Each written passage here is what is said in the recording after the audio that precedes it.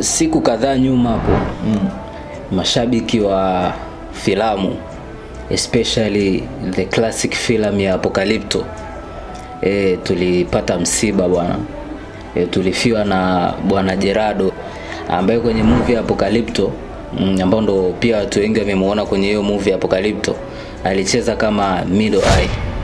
So nikaona kwa heshima sana ili kumkumbuka na nini, tupitie hata hiyo movie kidogo na iconic scene ambayo alitupa kwenye hiyo movie ya Apocalypto. Yes. Kwa kifupi tu ni kwamba kwenye hiyo movie ya Apocalypto kuna jamii ya wawindaji ambao walikuwa hapo msituni. Walikuwa wanamuinda nguruwe pori.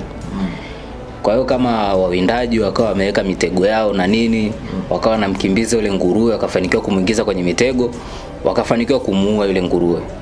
So wakiwa bado wako msituni hapo, wakawa wanagawana sasa nyama. Unajua kwa wote ambao wameshiriki kuwinda na nini, kwa wakawa wanagawana. Kwenye hiyo process ya kugawana, wakasikia kama kuna watu wanakatiza hapo msituni. Na ukizingatia kwenye huo msitu ni kama imaya yao, yani kwa sababu ni jamii ya wawindaji, kwa hiyo msitu ni kama umecross kwenye territory yao. So walivyosikia watu wanakatiza, ikabidi waache kwanza shughuli yao waliokuwa wanaifanya. Kwa wakaacha shughuli yao, wakawa wanasikilizia waone nani huyu ambaye anakatiza. Kwa bahati nzuri ilikuwa ni jamii nyingine ya watu ambao ni wavuvi, walikuwa wanakatiza pale na nini, walikuwa wanapita tu actually. Kwa hiyo wakawa wana exchange pale conversation.